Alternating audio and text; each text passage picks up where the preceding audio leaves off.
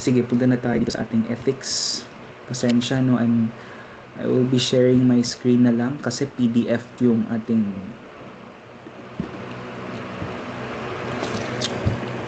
okay. Kaya pa? Okay. Sige. Ito talaga yung course natin eh. Mahirap talaga si psych assessment. Hindi naman mahirap, challenging siya. Pero pag nakuha nyo na, pag binasa nyo talaga yung libro, I'm pretty sure magiging ano na lang siya sa inyo. Madali. Sige. And I believe this is the most important course in psychology. Because this is the actual practice na. Ito na talaga yung ginagawa nating trabaho. And also counseling also is also important. For me that's just for me. Can you already see my screen? This one. Can you see it now? Nak, makita nyo? Chen, Miara? Okay. Makita po, sir. Okay, so ganito na lang yung lecture ko, kaya hindi ko na kayang gumawa pa ng slide sa dami ng ginagawa ko. Alright, so we have here general principles. We have beneficence and non-maleficence. So beneficence, it can create a benefit to a person, to our clients, no? Especially kung nagpapa-consult sila, no, for a check-up. Usually yung mga clients ko is, sir, gusto ko malaman if meron akong ADHD ba, ganyan. So paano natin maano yan? How can we measure it, no? So we use a report, a self-report ADHD scale. How can we know if merong autism symptoms yung bata? Ano yung ginagamit nating test for that? So very popular si Jillian Autism Rating Scale. So syempre, since child, si mother or si caretaker ang sasagot no. So there is a benefit, and non-maleficence ba yung si maleficent, ano siya, 'di ba? Chaotic, no? So non-maleficence, hindi na tayo nagka-create ng further harm, distress sa client. Okay, now let's go to fidelity and responsibility. This one, fidelity is building trust. Okay, do you have the loyalty? Before we start the session, the psych assessment, you have to create an informed consent. Doon mo talaga you're providing also sino yung mga ng test yung mga test result mo, sinong makakabasa nun? Yung client lang ba? May third party ba na pwedeng makapag-access? Will the court can access the test results? Pwedeng ganon, no? That is fidelity. You have to establish this one. It's part of your responsibility. No? Sige, ano pa ba yung mga nandito? Upholding professional standards of conduct, cooperate with other professionals if needed. We can collaborate with social workers, with medical practitioners, with lawyers, no? We could cooperate. We could also pwede rin tayo mag-serve sa forensic setting, sa legal context, no? To serve the best interest of the client and strive to contribute their professional time, compensated or not. But this is very clinical. When you go to the forensic settings, you will serve not the client solely, but you will serve the court. Hindi client yung main mo na no. But it's not just the client who are you serving, but the court who mandates yung psych report results. Okay, let's go to integrity. Please read daw. Lian, read integrity for us. So, integrity, promote accuracy, honesty, and truthfulness. Basahin mo lang na, no?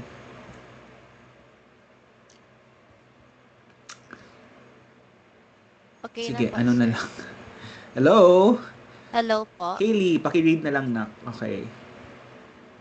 This one, promote accuracy, honesty. So, integrity promotes accuracy, honesty, and truthfulness. Okay. Sige. Ayaw nyo, no? Sige. Ano na lang tayo? Integrity promotes accuracy, honesty, and truthfulness. So, kahit na yung results natin, no? Kahit hindi natin gusto yung result, we have to really write the actual results of the client, no? Yun yung honesty. Kumbaga, accurate yung ating interpretations of the test, the report writing and all. That is integrity and it's part of our ethics to report what is. We cannot just falsify it or hindi dapat natin binabago yung results or yung mga dinodoktor natin yung results. Kailangan kung ano talaga yung naging response ni client, yun dapat yung i-report natin. We have justice. Justice is, Miara, can you please read this one?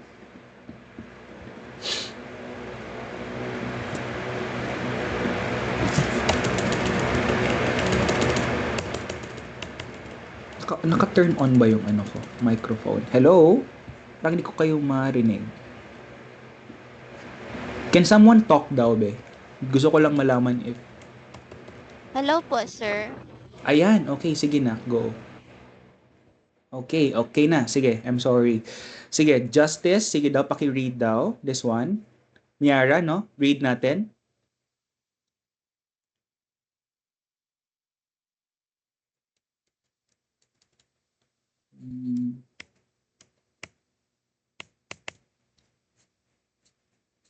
Parang wala. Hindi ko ata naririnig, no? Okay. Parang wala. Hindi ko kayo naririnig. Can someone talk daw? Sige daw, please. Read nyo na lang, be. Kahit sino sa inyo. Hello po, sir. Okay, go. Sige na. Pakibasa na lang. Chen, read natin, please. Fairness and justice to all persons to access and benefit from the contributions of psychology.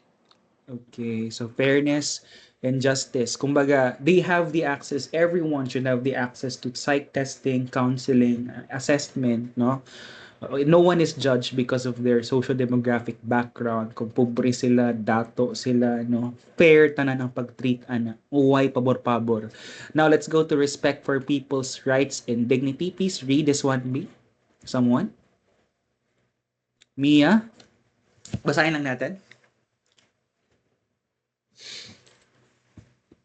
Respect the dignity and worth of all people by exercising their rights to privacy, confidentiality, and self-determination. That's okay. That's respecting people's rights and dignity. So everyone is worthy. We have to understand that everyone is worth of something. We also have to respect that there are certain information that should be kept private, confidential, and they have the right to improve and grow for self-determination. Everyone has that fundamental right to change, to evolve into someone. We cannot judge them for being like this, and this will just forever be their, if they're depressed at some point, you will just tag them as that. At some point, they could improve their mental health condition and they can become better. So that is respecting their rights and dignity. Okay, so that is the basic principles. But of course, we have competence. So psychologists and other professionals should do their services within the boundaries of their competence. So we have certain levels of test, level A, level B, and level C. So we have to know which test should be used, no, which test is appropriate for a certain license. So for psychometricians, they could utilize or use grouped test like personality test, and they could use group IQ or intelligence test. For psychologists, well, they could use group test under those of the level B, and they could utilize level C test, which are number one is the projective test and individual IQ test, like this, like SB5 and Wechsler, and individual personality test. So like MMPI. So it's only the psychologist, no? But under that, of course, psychometricians can use tests, no? Yan. Okay. So, understanding factors associated with age. Okay, basahin na lang natin. Chen, basahin please natin to. Understanding of factors associated with age, gender identity, ethnicity, culture, etc. are essential for effective implementation of their services. Okay. I guess this one is quite important. Sige, let's have Haley. Haley, please read lang natin Nakbe, this one. When they are tasked to provide, oh, Sorry, when dear. they're, okay pa. When they are tasked to provide services to clients who are deprived with mental health services, example given communities far from the urban cities, however, they were still not able to obtain the needed competence for the job, they could still provide services as long as they make reasonable effort to obtain the competence required, just to ensure that the services were not denied to those communities. Yeah. So this is really happening. Syempre sa mga provinces no hindi naman lahat din talaga meron talagang certain training, no? So we have also to adjust and to adapt on that. We are in the Philippines, hindi naman tayo nasa ibang bansa. Mahirap talaga. Konting mga psychologists lang actually yung mga nasa ibang provinces, to be honest. And they have to go to Davao City para lang mag-undergo sila ng testing. So ayan no. So malaki yung rin impact talaga ng ginagawa nating trabaho kasi kailangan talaga siya minsan. So we could provide as long as may reasonable effort to obtain the competence. Ayan. Okay. Also during emergencies, no, we could also act because of the need. Yan. But the best really is for us, ang pinakamahalaga talaga sa lahat is yung we could refer it eventually. So class, no, I want you to read the code of ethics that is in your Canvas course. Code of Ethics for Psychometricians and Psychologists. Yun yung Bible ng ethics natin. Nandun lahat naka-stipulate yung ethical principles. Yun din yung binasa ko rin sa time ko. Okay, this is just a summary of the ethics. Since sa libro kasi hindi masyado na-focus yung ethics. Walang chapter for ethics talaga. Pero sa board exam class, almost 30% or 40% puro ethics question biya siya. Yeah? That's why dapat yung background nyo sa ethics kay gyud siya kanang buo siya ba kay most of the questions gid biya kay ethics kanang situational ba. Ganyan, no? Okay. Yeah. Okay. Okay, sige. Pasensya sa akong screen ha.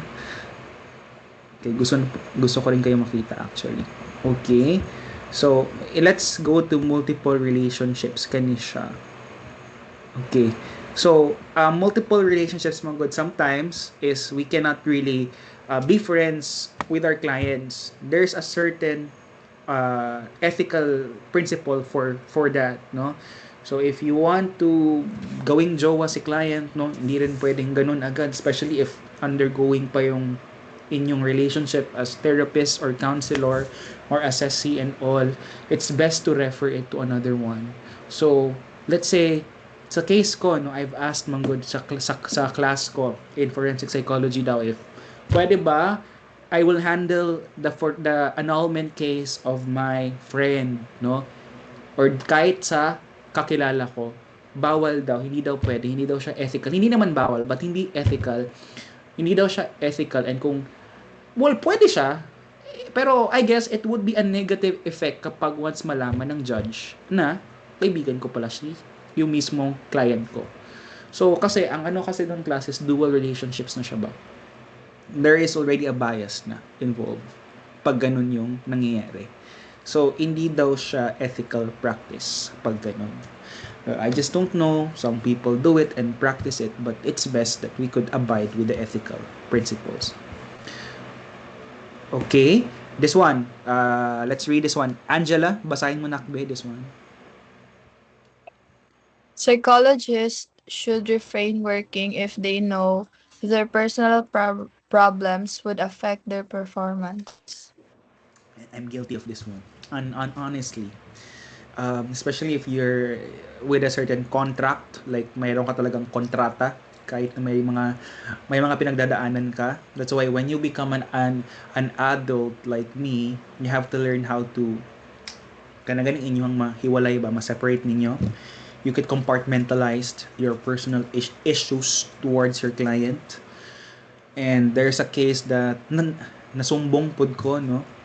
Because that time my mom was just diagnosed with cancer, and I'm having a therapy session with another psychologist.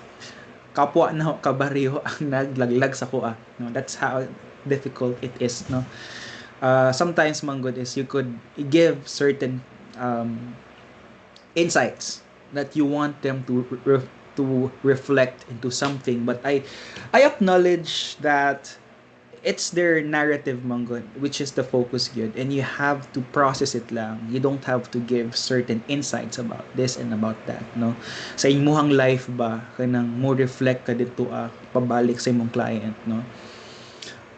But when some of my therapist gid biya when I pag nagapangita ko mga therapist, no, gina reflect gid biya nila ilang life sa ilang sarili ba about what happened to them, magkwento sila about their marriage, about their married life and all. So ako kay murag makapa-question ko na ako ba nagapa-counseling ani or sila. So that's why when you're looking for a therapist or a counselor sa inyong mental health, you have to make sure na the focus of the discussion is really into you. Well, those disclosures are not really bad or unethical as long as controlled siya.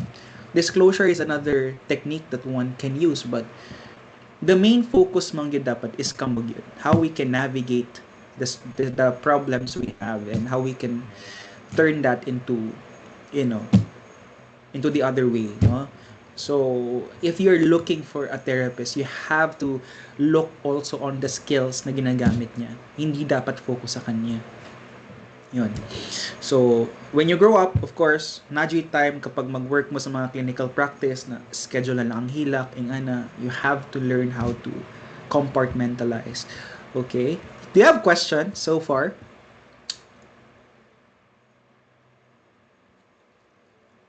Wala, no? Okay. So we have discussed about about multiple relationships. So basically, as long as lisod man gud usahay gud kanang makaingon pud ko ba na syempre i-refer sa friend nimo and naamoy dual relationships, but ang pinaka-ethical gid class is dapat gid nimo siya kaila para wala kay bias sa yaha.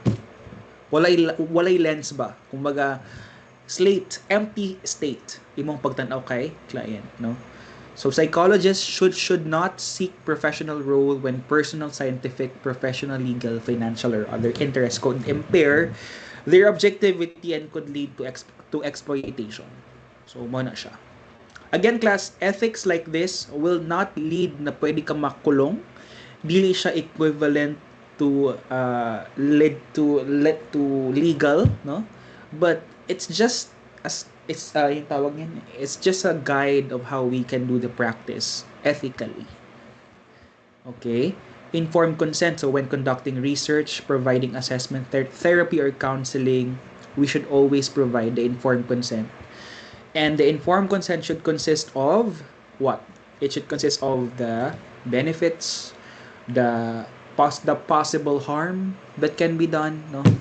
And they should sign it, and they should understand the process of the assessment. Yan. 4, if court order, they must inform the nature of the services, whether it is court mandated, as well as the limits of the confidentiality before proceeding. This is very applicable for legal cases, annulment, vowsy, custody, no? Okay? Because kana man gud need siya isaman sa court ilahang mga results. So dili lang gid sila makabasa ana. Pwede siya ipasa sa judge, no, ang ilahang results. So in case of interruption of services such as death, relocation, or illness, psychologists must make reasonable efforts to plan for continuing services. Yeah, okay. Kana pod. I guess this is really provided class in your naani siya sa inyong Canvas course. Okay? So far, do you have questions? Well, we have discussed naman din the principles, the basic principles. Okay?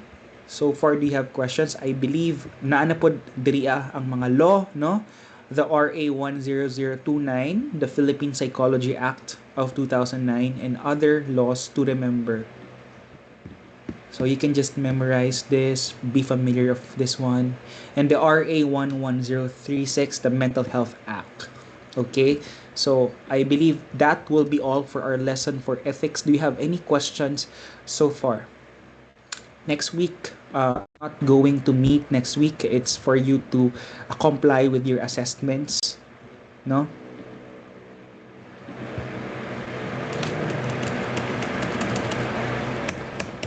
Okay. So I will be ending the recording. Nag-read na si Lynn, sir. Hindi daw marinig. I think hindi marinig on your end. Ano bang problema sa ano ko? Okay. Okay. Sige lang. Ayusin ko lang to later. Anyways, do you have questions? Wala. So, end ko yung recording. So, ayan. Okay. So, again,